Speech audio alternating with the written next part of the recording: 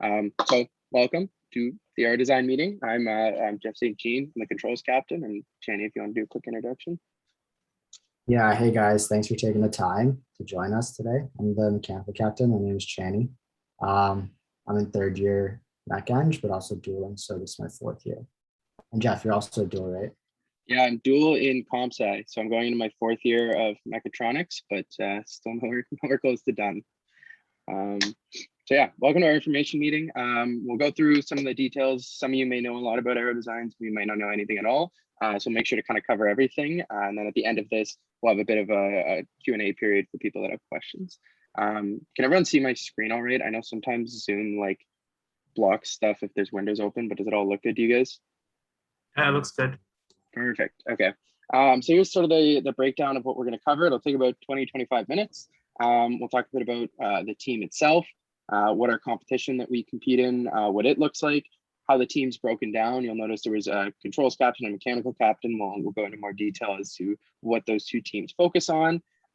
Sort of a bit of a pitch to you guys about what we offer, what commitment we're looking for, which you'll see is kind of flexible. And then at the very end, we'll have a bit of a question period before sending you guys details about how to actually join the team.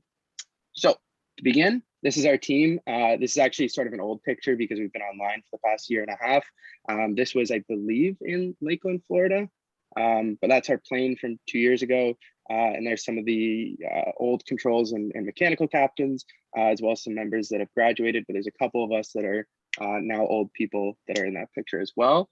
But yeah, this was our competition plane for that year. And I think we've got a bit of a video coming up in a bit that'll show you sort of what our plane looks like when it's flying, to give you a sense of, what the competition is like.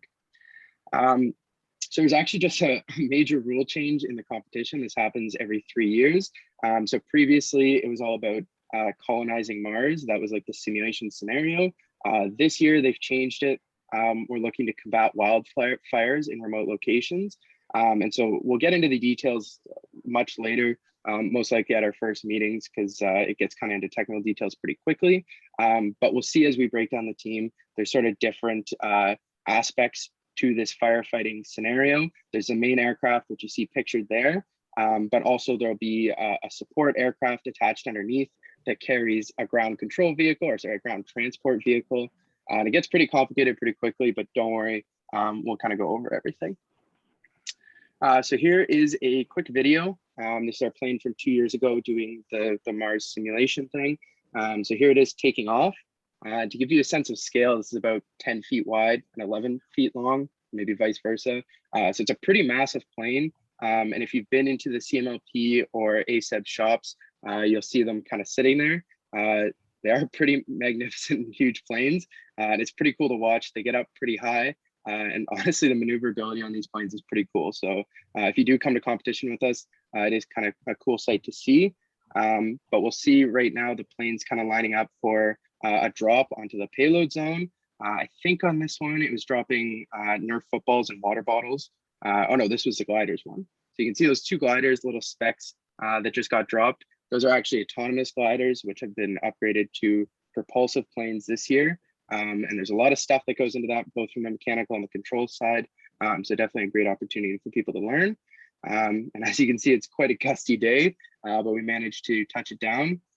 This plane's name is Pam. I like to give nice creative names to our plane, but a bit of a rough touchdown, but we did indeed make it, which is nice. So while we like to have a lot of fun on this team, we're also pretty competitive. We're engineers, we like to win. We like to place first, second, third. So we've been doing that historically. In 2020, we actually came 6th overall in the advanced class, which is pretty significant considering there was, I think, 30 to 40 teams from around the world, which is pretty nice. We'll talk a bit about the competition in a second, but definitely a fun experience to go on competition. It's very serious and it's a very long grind, but afterwards we have a lot of fun, which is nice to do. So I'll let Channey sort of take off with mechanical here before we talk about controls. So if you want to talk, Channey, about the mechanical side and sort of what each team does, I'll let you do that. Yeah, thanks, Jeff. So our team is organized into two sub teams. We have mechanical and controls, and I'm the mechanical captain. And also just to throw in there, guys, if you guys have any questions, like throw them in the chat or put your hand up and we'll address them on the fly. But so I'm the mechanical captain, so I'm in charge of the mechanical team. And under us, we have 4 different subsystems on the main aircraft, as well as the mechanical sides of the PADA and the GTE. So right now we have a bunch of leads on the mechanical team right now who have worked with Aero before, and they're in charge of their respective subsystems.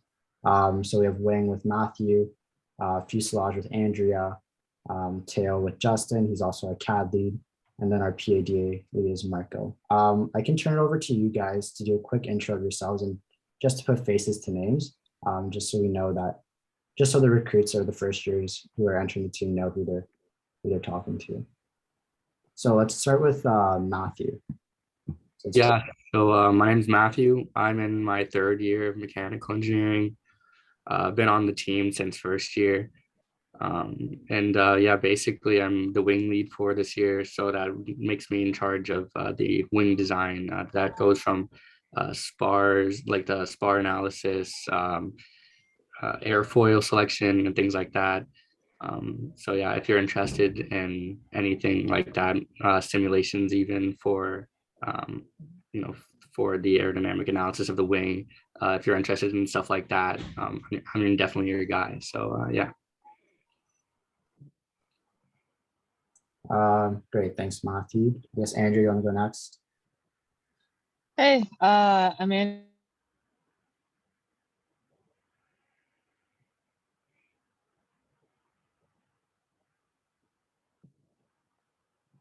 Is it just me or did I think she just cut out. It must be Okay. that.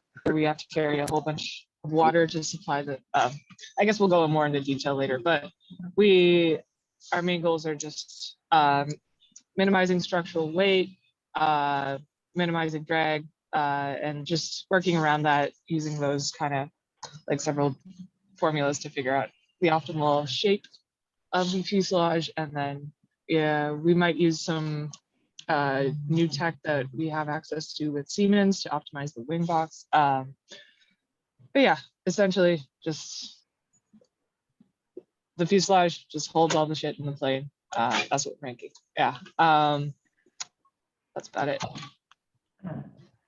Thanks, Andrea. Justin, you want to go next? And you also want to talk about CAD a little bit?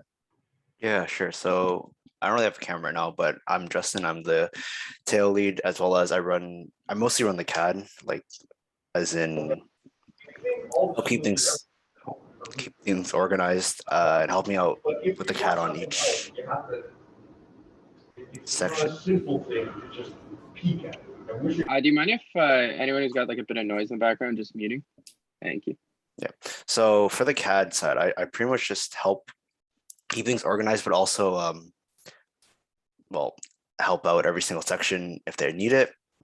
Also this year, since we will hopefully be having some new recruits, I'll also be running sort of a not really a class, but something to help you learn if you are kind of new to the CAD. That way, the following years you can help out with more advanced things, like maybe like part of the wing or the fuselage, or even if we still have to do the PADAs or GTBs, right? In terms of tail, we pretty much just do analysis. I don't think it'll be any different this year, but we mostly want to optimize the vertical and horizontal tail. So maybe we'll change the airfoil on it. But then we also run tests after we finish calculations.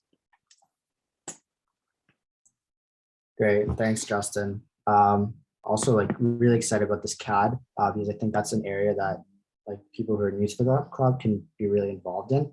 And also it's just a really transferable skill for your future career if you want to be a practicing engineer. So yeah, thanks. So I'll ask Marco to talk about the PADAs, which are pretty new. But before that, we actually have a question. So Octavio asks, I heard that you, for CAD, you guys use Onshape. Okay. Yeah, so we get that question quite a bit. We use Onshape mainly because it's cloud-based and it allows us to collaborate on drawings and assemblies pretty quickly. But we know that Onshape is not really ideal for large assemblies, and we've also ran into issues with that. So we're actually in the process of looking at Siemens CAD, which is a bit of a more powerful platform, but that's still a work in progress. And also another good thing about Onshape is, like, I know first years, when I was in first year, John Dickinson and ES 1050, we used Onshape CAD, so it was a little bit more easy to learn. But yeah, if you guys end up using that still, that's a little bit of a benefit, but we're still looking into switching, maybe. But that's still, like I said, a decision that needs to be made. So Marco, you want to talk about the PADAs, which are pretty new this year, right? Yeah. Do you want me to also go into the GTV? Like, do you want me to? Sure, you can talk about it a little bit, sure. Yeah. So I'm basically the PADA mechanical lead. Basically, I was supposed to be in Slider, but due to this new change, I'm doing PADA, right? So the Powered Autonomous Delivery Aircraft. So it's basically the aircraft that's almost like the little brother of the aircraft that's supposed to also be autonomous and land and carry the GTV, which is like a ground transport vehicle. It's just a much more small and focused kind of process. And along with the GTV, basically a little AC a car pretty much that transports water. And so basically I'm overall trying to make these things and trying to pretty much create a full not a full-size plane, but a small plane that kind of detaches from the big plane. And so if you guys want to join my group, you'll probably learn a lot of general stuff so that you can probably learn what you like. So it's kind of like a general first year, kind of like engineering. But yeah, that's basically my area. Yeah, so we'll go into more about what the mechanical team does later, but I guess controls, if you guys want to do the same thing, put some faces to names and talk about your subsystems a little bit. I guess, Yeah, Jeff. I just had a quick question about like someone was asking about the PADA and GTV. So I just wanted to give like a quick overview because this is still very new to us. We just got the rules like a couple weeks ago. So just so you guys know, for the main aircraft carries the PADA, which is what Marco was talking about. But the main aircraft is also going to be carrying water that once it lands needs to be transported by this ground transport vehicle or GTV. So the PADA carries that GTV to the ground. And then when the plane lands, the GTV hooks up to where the aircraft landed, sucks all the water out, drives it over to its final destination, and then drops it off. So we'll get into the details of like how that actually looks, sort of when we start breaking down our rules in our first and second meetings. But just to give you guys an idea, that's kind of what it looks like. I know it seems pretty complex for something that you're just getting into, but don't worry, it all makes sense in just a bit. Yeah, so to jump into controls, we'll go into the details in just a bit, but just to get faces to names, I'll let Joy take it off with onboard. Hey everyone, I'm Joy. I'm a fifth year Tron and Ivy dual degree student in my last year now. I've been on the team since first year. And in terms of what onboard systems is, it's basically the systems that control the big aircraft. So we need to have a component that transfers data back to the ground station. And so that's what I'm responsible for designing. Just for some context, this is the board from 2 years ago. And so we do custom circuitry as well as the programming of all of these chips. And so that's what you can expect to sort of learn if you're join my team. And if you're definitely interested in this sort of things, like embedded systems programming and PCB design, feel free to reach out. I could use all the help that I can get. So yeah. Cool. Okay, so to give a bit of a breakdown on the ground station, we really like building everything from the ground up. So instead of using some custom built or some off-the-shelf ground station, we like to build it from scratch. So we have a similar board to what Joy just showed, but a bit simpler. That's the hardware for our ground station. So there's a bit of work there to be done both from the mechanical and electrical side. But then there's also a bunch of software on the back end. And this is essentially just like a mini website that runs on someone's computer. And it has to be able to take all of these messages that are coming in from the plane and the PADA and the GTV, and has to be able to parse it, give us the right information, show it on screen, and any controls that you might have to send up, or commands that you have to send up to the plane, like to drop the PADA or to open the payload doors. That would also be on the ground station as well. So this is actually built using like a Node.js, HTML, CSS, and a bit of JavaScript, which is Node.js. If you don't understand any of those acronyms, don't worry at all. But if you're interested in web design, there's a bunch of work that goes into that that's web design based. So a lot of opportunity to learn there. So I'll pass it off to Devin to talk a bit about drone as well. So, hey, I'm Devin. I'm in fourth year mechatronics, and I've been on the team for 3 years now. So the drone team is kind of a different sub team than the rest, because it's not directly related to the competition. It's sort of been running in parallel to the rest of the teams for the last couple of years. And we're basically building a drone, a quadcopter, to test flight algorithms for the other teams. So we're still focused on getting it in the air, getting it flying reliably, but it's going to be a lot of the same principles for Joy's team for onboard. It has basically is identical board, so it's the same amount of circuits, sensors, embedded software, but with a little bit of mechanical and electrical wiring mixed in to get it all working together. But yeah, it's more of like an R&D sort of side project team. Awesome. I'll pass it off to Colin to do a quick introduction too. Yeah, so I'm Colin. I'm in my fourth year of mechatronics and computer science dual degree. I joined Aero in my first year, and I'm leads on special projects related to controls. So it's not specifically any specific system on the plane. It's smaller projects that would be beneficial to the team in some way. So an example of this is a flight simulator setup based in Unity that would take data from a previous flight that we've done, would then plot that in the simulator to replay the flight and show things like altitude, speed, when payloads were dropped, things like that. It's good to show to sponsors, as well as we can analyze flights after they've happened. There will be other projects as well that'll be going on throughout the semester. And it's really good for first years because they're usually pretty simple projects, or someone that maybe doesn't have a ton of time to commit to the team but wants to do something. They're not crucial tasks, but they're definitely beneficial, and you could learn a fair amount from them if you're interested.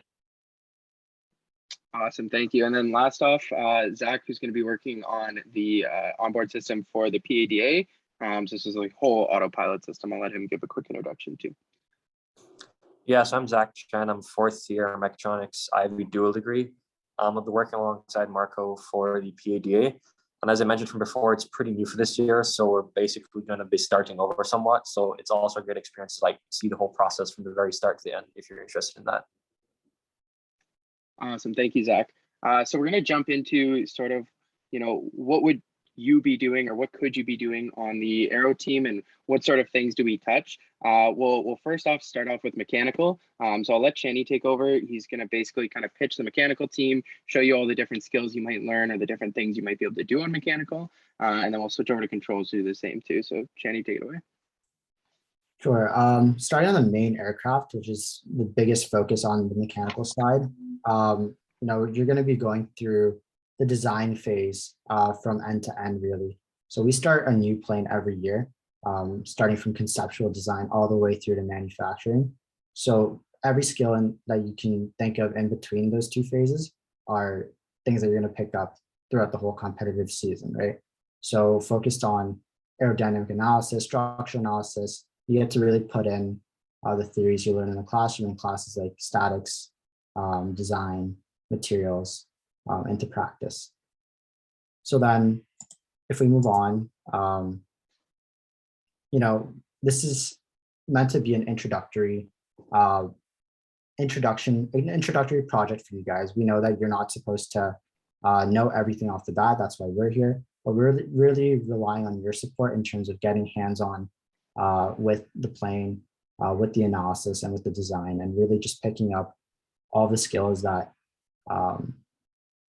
that you need to later on lead subsystems and lead work streams in the future, right? And that includes CAD, which a lot of recruits like because it's very applicable and it's a lot of fun, to be honest. And then also we get into a bit of composite material manufacturing that we get experience with through our sponsors.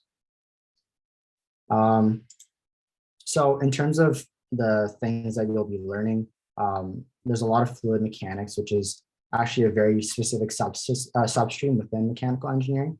So if you're into that, aerospace team offers a really unique exposure to that field because not a lot of other teams are doing that or are primarily focused on it, right?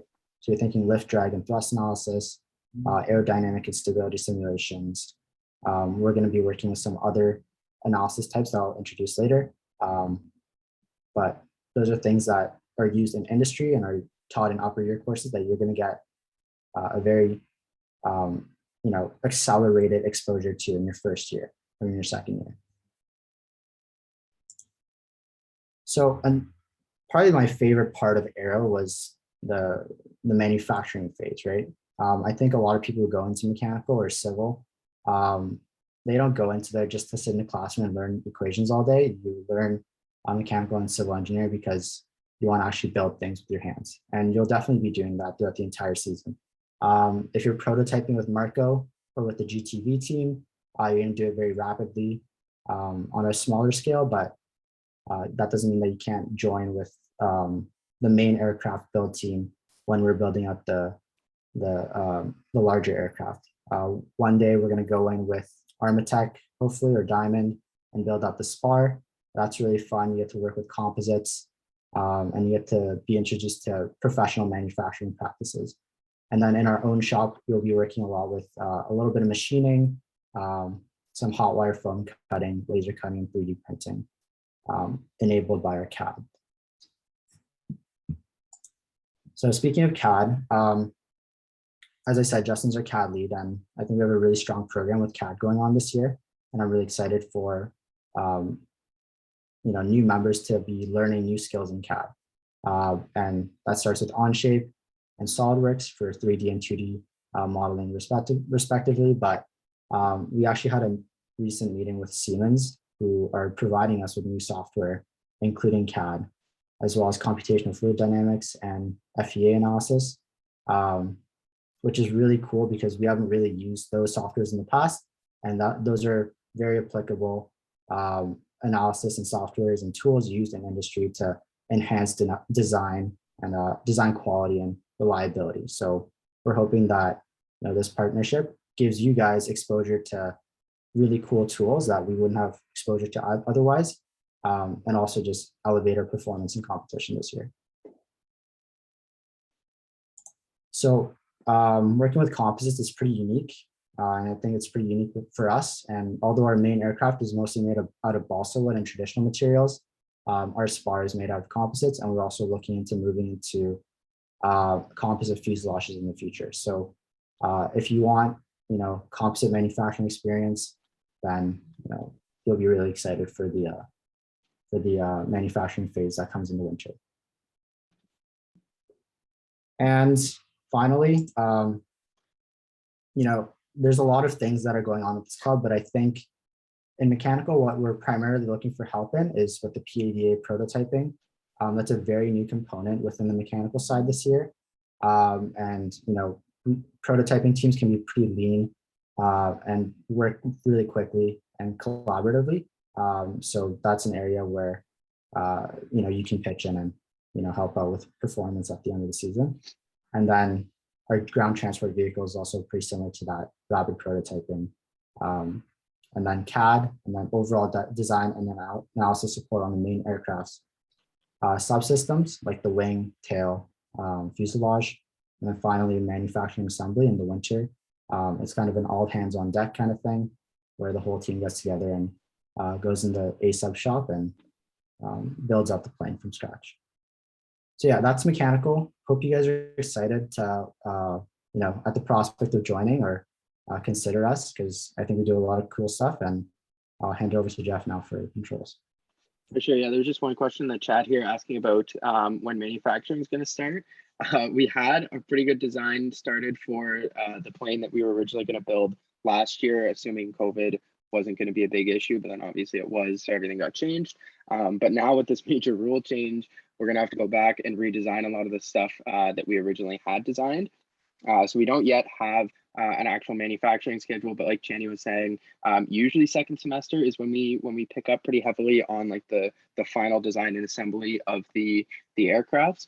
This year it's going to be a little different. We're still working on getting this whole build schedule planned out and ready for everything, so it'll be a very rapid process.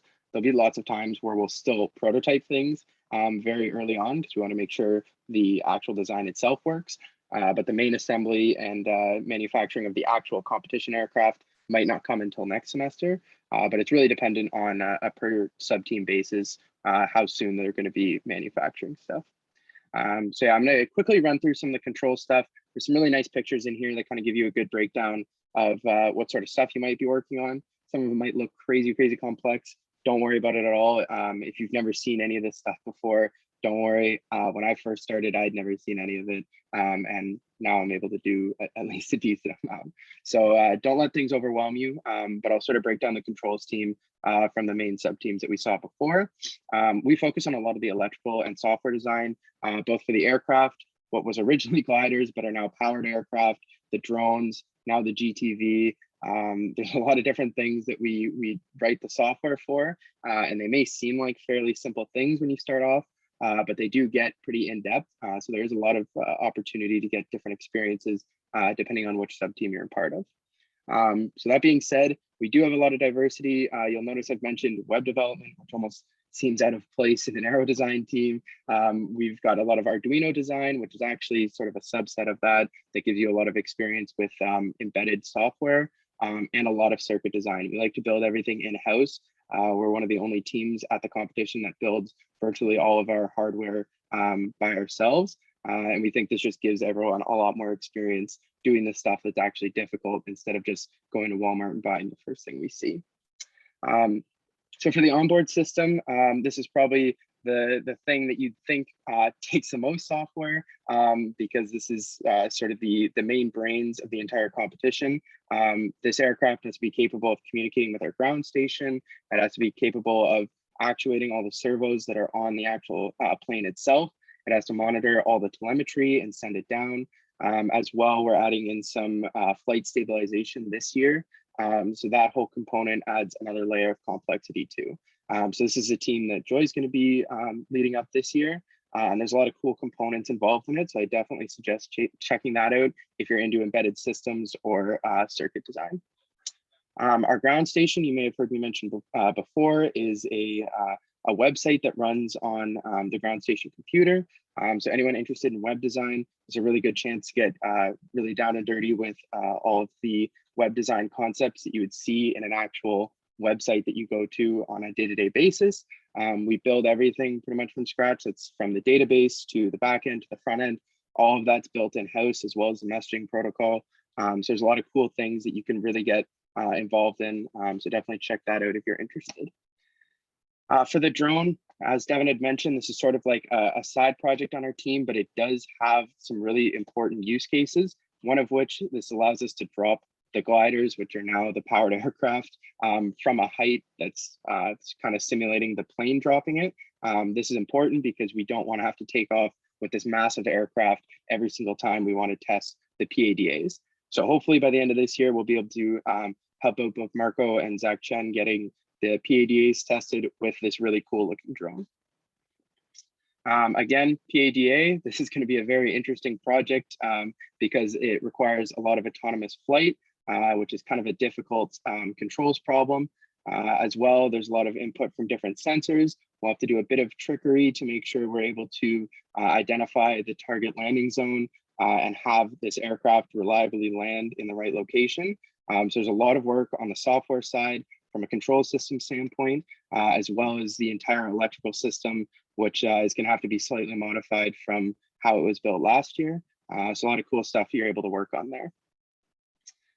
For special projects, we've got a couple of smaller standalone projects, it would definitely be a good chance for new recruits to get involved with. There's lots of different things that definitely still need to be done, such as like the GTV onboard software. The ground transport vehicle, if we can make it autonomous, we get extra points. So that might be something we look into doing. We've got a couple of like standalone like servo motor testers and scripts and stuff that really help us analyze our flights and calibrate everything on the aircraft. So these are definitely some projects that would be a good way to sort of get your feet wet on the control side of the team. Oh, this is actually, sorry, an old slide. I thought I deleted this, but I did not. So as a final pitch here, why should you join Aero? First of all, we have tons of really great industry sponsors. These are people that actively employ members of our team and our engineers, just like we're looking to be. You can see at the bottom there, a lot of cool internships and full-time jobs that members of this team have been a part of. A lot of people know about this SAE aero design competitions when they see it on the resume. They're definitely going to start asking questions about it. And again, like I was saying, there's lots of alumni that work at some pretty cool companies. So great chance to network there. And then professional stuff aside, we do like to have fun. We occasionally have some fun socials, and with COVID kind of clearing up, that might be an opportunity to happen kind of soon. So definitely keep an eye out for that as well. Now, a lot of people ask me, what's the commitment on this team? You know, I'm really busy, especially first years. You have 7 classes, it's kind of ridiculous. Some people might be working jobs. Some people might be really busy with other clubs. What sort of commitment are we asking for? Really, we're quite flexible. If you put in, say 5 or 6 hours a week, you'll definitely get a lot out of the team. Sometimes during crunch times, it'll kind of get a bit more hectic and you might have to put in a bit more time. But in all honesty, we're just looking to help share knowledge with other engineers who are interested in aviation and control systems. So definitely don't feel like you have to suddenly commit half your life to this team. We would love it if you did, but we honestly understand that people have a life outside of these extracurriculars. So don't feel like that's going to be a huge burden. So COVID's definitely a big proponent right now because we're kind of navigating, transitioning back to normal. Moving forward, you'll notice these Zoom sessions kind of suck. Everyone has bad internet connections. It's really annoying because you can't see anyone. So we're definitely going to be aiming for in-person meetings as long as they're following the health guidelines, both of the university and of MLHU. We'll be having in-person meetings. Lots of times we'll be in the A7 CMLP shop for constructions. But again, this might change if health guidelines change. So we'll kind of just keep an idea for that. If you do have any questions, just to reiterate, this is Channey on the left, the mechanical captain, and that's myself on the right, the controls captain. Our emails are both there as well as the general aero design email. So definitely feel free to reach out to us if you have any questions past this information session. But with that being said, we'll sort of wrap it up. If you guys have any questions, you can definitely ask now. We'll send a message into the chat in just a second that has all of our social networks because we love to plug our Instagram, LinkedIn, Facebook, website, all that kind of stuff. So give us a follow. And then we'll also include some instructions for joining the Microsoft Teams. We use MS Teams for all of our communication. So if you join there, there'll be more instructions for how to begin getting involved with the team. So I do see one message in the chat asking about if we work on the plane over the weekend. Definitely, depending on what stage of the build we're in, we'll definitely end up having manufacturing or assembly meetings on the weekend. That tends to work a bit better sometimes for people who have later classes, as we were talking about before. Some of you first years might have a sort of heavy workload in the evenings. So we'll find a time that works best with everyone. But in terms of next steps, some people are asking when the first meeting is. Generally, we meet controls and mechanical as separate meetings and then occasionally have like mini powwows at the end. Our first meetings are going to be posted in the Microsoft Teams, so definitely check that out. We're just working on confirming room bookings and everything, as well as making sure we're under capacity limits. So once we get into the Microsoft Teams, keep an eye out for those messages. For controls, it's probably going to come out tomorrow or the next day. Mechanical, Jenny, I'm not sure if you guys have your first meeting tentatively booked, but I'm sure it'll be in the Teams anyway. So definitely join there. See if it works in your schedule. We might shift times around if we have to. But if anyone has questions right now, feel free to ask. We'll be here for a bit and we can answer any questions. Oh, also, Channey, do you mind grabbing from the very last slide, just that message that we typed out and just pasting it into the Zoom chat? Sure. Awesome. So yeah, multiple Eng clubs. When I was in my first year, I was only on Aero. I helped out a bit with Wet, but right now I'm actually pretty heavily involved both with Aero and West. The time commitment, it can be a little difficult sometimes in first year, especially because you just have so many things you always have to be at. But honestly, I would just try giving it a shot. Check out a couple clubs. If there's ones that really interest you, definitely commit to them a bit more. If you don't have to like stay committed to us from day one. Obviously, we want that, but we understand if aero design isn't to your tasting. So don't worry about committing right now.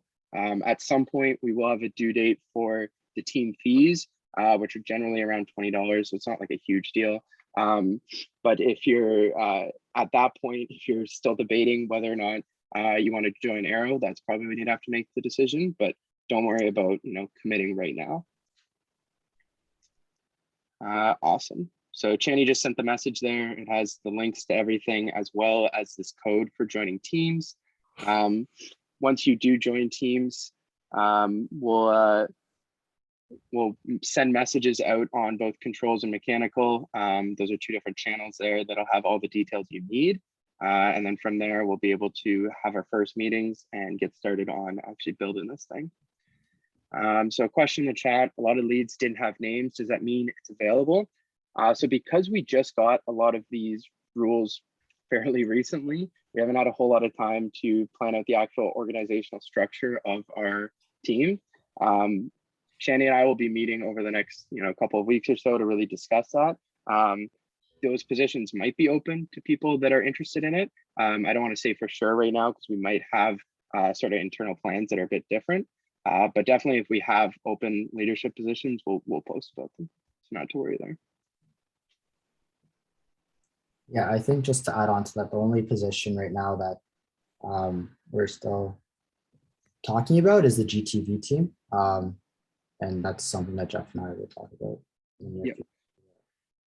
One big position that we've been looking to fill is our administrative lead. So if you're someone that's interested in doing financial stuff, because we do have a fairly large budget that needs to get managed, marketing, any social media stuff, definitely reach out to us. We don't yet have that full process for applying to the position formalized, but it will be happening in the near future. So definitely keep an eye out for that. We definitely want someone who's able to sort of flex our team to the world and make sure that the entire engineering community knows what we're up to. And yeah, Microsoft Teams free with your UWO email. Definitely try and use your UWO email. It just kind of keeps everything a bit more organized. So when you join there, it'll probably ask for your email if you haven't already set it up, and just use your UWO one.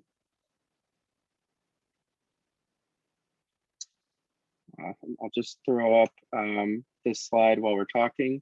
If you do have any questions, shoot us an email. Other than that, if you guys have questions, we'll be available to take them right now. Otherwise, thank you so much for coming to our information session. For those interested in controls, we're looking at having a meeting on Friday, and then we might also have an event in the evening on Friday as well. So definitely join the teams, take a look once those messages go out, see if you're free. We'd love to see you guys come out.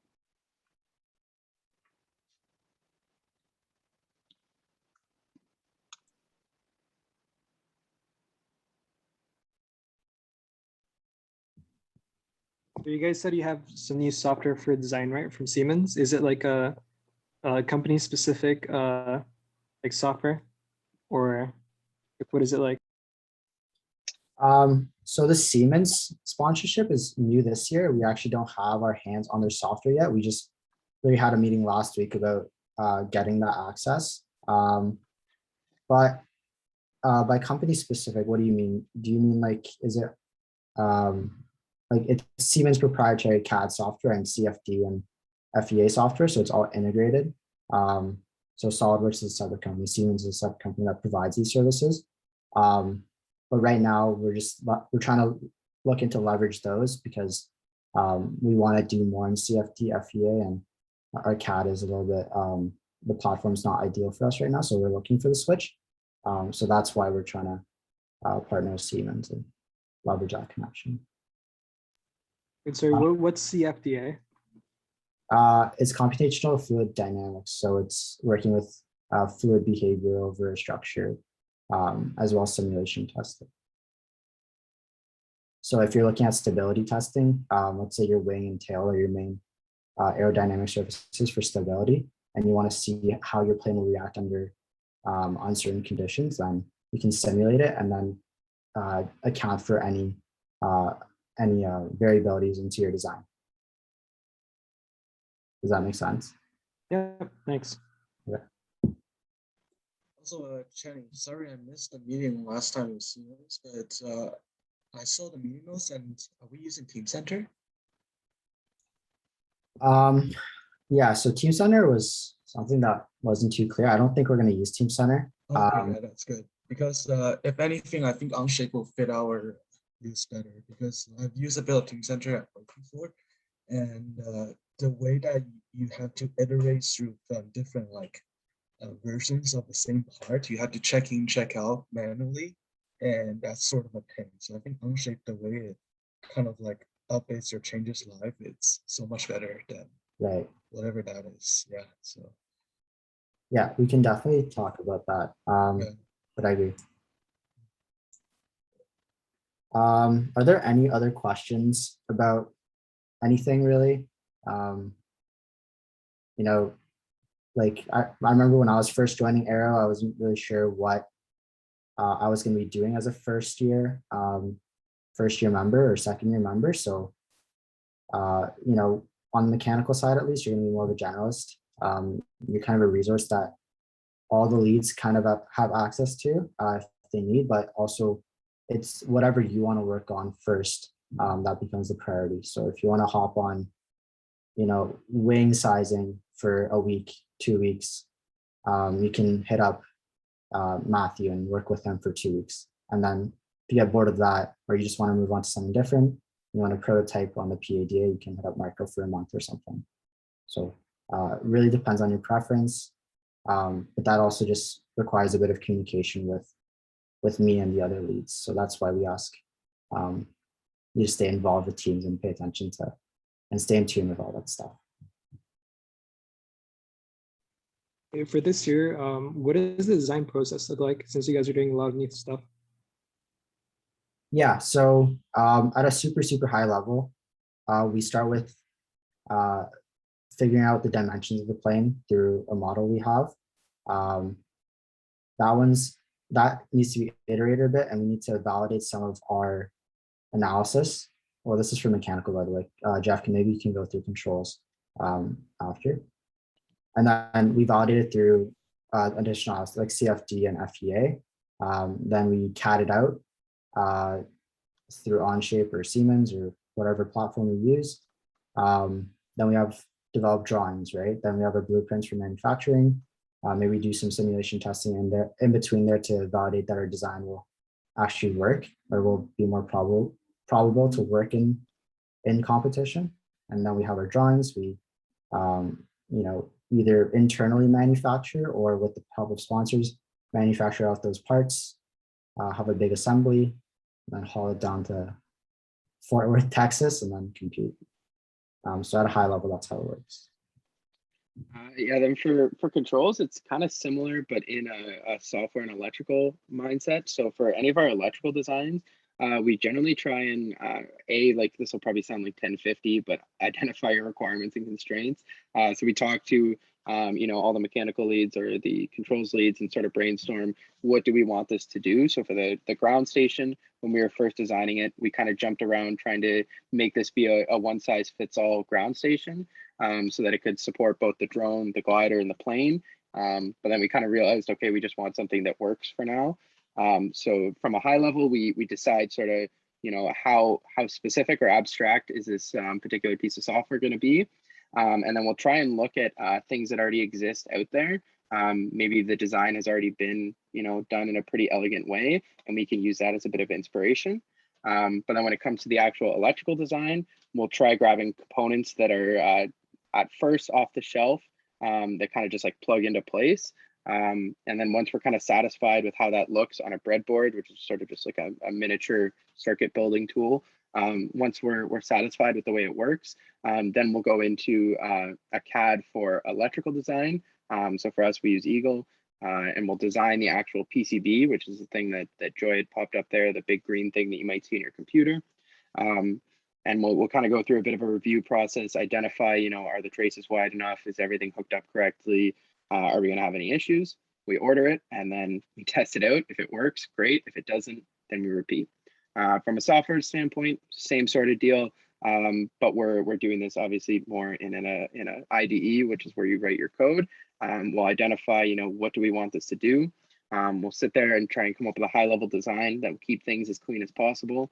And then we work on implementing it. If it doesn't end up being as clean as we want it to be, then we repeat. Or if we're satisfied with the structure of it, then we'll move on and start adding more and more features to it. So yeah, hopefully that answers your question. Yep, it definitely does. I was also wondering, how big are the subsystems normally? Like, how many people do you have for each one? It really depends. I'll answer on behalf of controls. Over the past year, because things were a little slow with COVID and we just couldn't really, get in person to get all of our electrical and software design meshing well together, it was really only a handful of people. But generally for things like the onboard system, there might be 3 to 4 people working on it. Whereas something like the GTV, if we decide to make it an autonomous system, there might be 2 or 3 people working on the electrical system, 1 or 2 people working on the telemetry for it, and then another 1 or 2 people working on just making it autonomous as well. So it really does depend on the sub team. And Channey, maybe it's the same for mechanical or a bit different if you have anything to add there. Yeah, I'd say in general, we run pretty lean teams, like 1 to 4 people per subsystem. And like I said, you can jump around between teams. And I think that's, a good thing, because you look at some massive club, you kind of get lost in the system and you maybe not have as much exposure to actual work as you want. So if you join Aero, you'll definitely have a lot to do.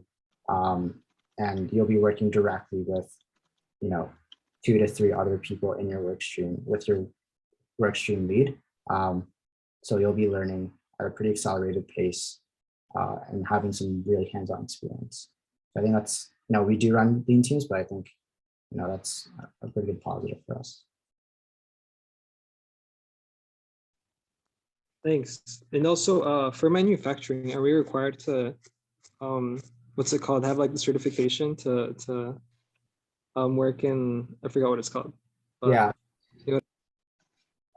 You do, but I think you do need your entry level, but I think that comes with your ES 1050 course, right? Unless that's changed in the past few years. Oh yeah, what miss? Don't you have also shop training, like level 1? I think it was optional for, at least for my first year. I'm in 3rd year now. Okay. I was talking to Dwayne the other day, who's running our MME 2200 course, the shop training course, and I know they're super booked right now in terms of getting people certified for their actual transcripts for mechanical and mechatronics. So I don't know exactly how the recertification will work, but it is expected that you kind of do need some shop training. If you already have it and you need to get recertified, you may be able to skip the recertification hands-on portion. I think it's only an online portion now, but you do need, I think, a certain level of certification to work in the shops with us. Mm-hmm. I just got an email from Dwayne about this as well. They are like really booked up with both the 2nd and 1st years, as well as capstone and some other course that they're looking at. So I'm working with him to try and get at least like the bare minimum, so like the online thing set up and running. So there'll definitely be more details coming out about that. But before that happens, I don't think we'll be in the shop a whole lot. Maybe mechanical will. But yeah, I don't think there'll be any like major projects that you'll be missing out on. So not to worry there. We'll make sure we push to get you guys trained up and in the shop whenever we're getting in there as well. Sounds good. That's also probably going to be a problem for all the other teams too, I imagine.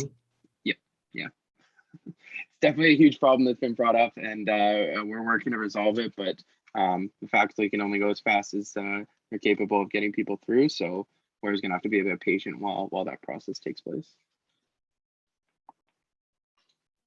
Sounds good. Thanks. No worries. If anyone else has questions, feel free to ask them now. We'll probably be wrapping up in about 5 minutes here. If you do have any friends that were interested in the team but weren't able to make it to the session, don't worry, they didn't miss out or anything. Have them either message us on any of our social media platforms or send us an email. We'll also be sending out the recording for this as well. It'll be linked on our Instagram and everything. So don't worry, people aren't missing out or anything. And if you forgot anything from it, we'll post all the details as well. Probably the most important thing though is just copy down the Teams code that we sent a while back there. Type that in and join Teams, and that'll get you at least in the Teams to get all the information you need.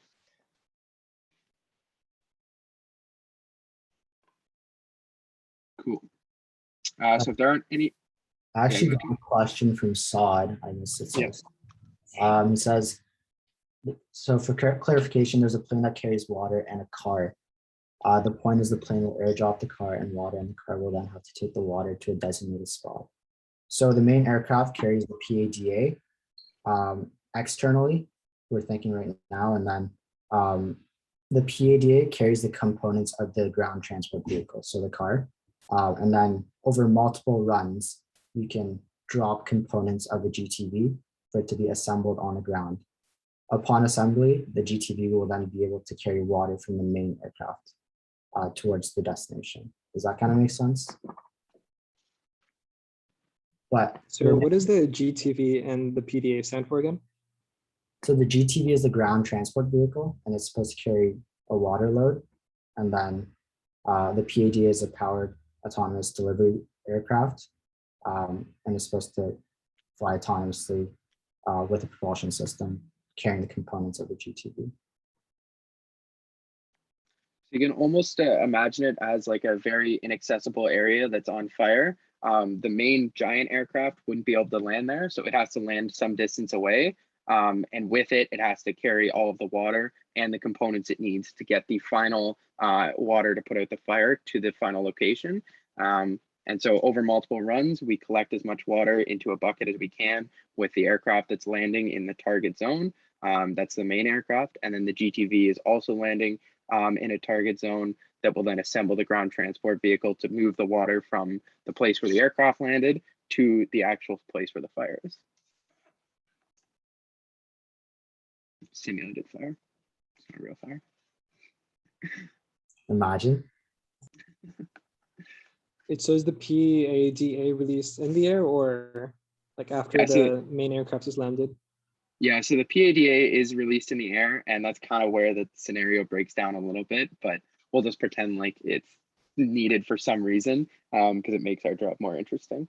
We're not really in control of where the scenarios come from, but it does make an interesting challenge. So yeah.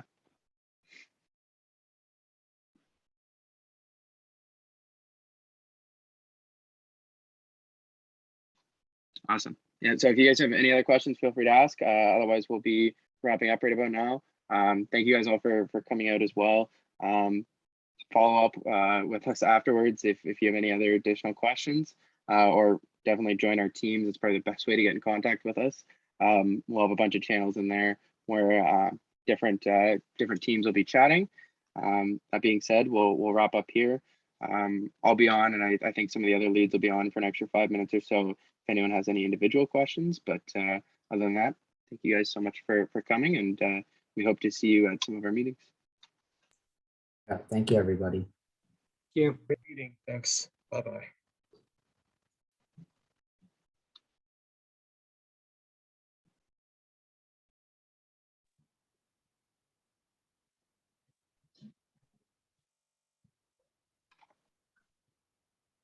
And thank you to all the leads for coming out as well. I know it's not the best when we're online like this, but hopefully this is our last time we have to do it. at least in a big group setting like this. But we'll have to play it by ear as the COVID condition changes. Yeah, so do you want to ask your questions to Jeff or any of the other controls right now? I know you're asking about the drone, but they'd probably be able to give a better answer for you about that. Yeah, and any of the leads that have to go, don't worry about it. If like you guys can head out. If you want to put your questions in the general chat, that way at least someone can see them. I don't have anything after this, so I can definitely answer any questions. But I know Joy has to leave. Yeah. See you guys later. And Andrea, if you need to go to class or something, or Solda, same with you, like. Yeah, I have class in a bit, but like, Okay. yeah. If you guys have any other things you need, just, I don't know, message me in Teams chat or on Facebook, whatever. Yes. I'd love Sorry? before you Someone had a answer- drone question, before you ask or the it looks like they question. left. Yes, Sod just dipped. Wow. Sod's our year, Channey. Right. So Whatever. Yeah. yeah, he's our year, and he's always been asking about